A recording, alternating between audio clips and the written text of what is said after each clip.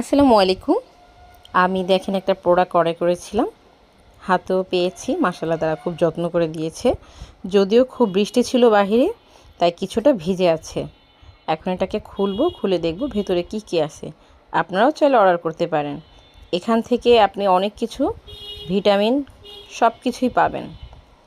এখন এটা খুলে তারপরে দেখব এটার ভেতরে কি আছে। চলুন আমরা প্যাকেটটি খুলে বের করি। ওয়াও, বেশ অনেক কিছু।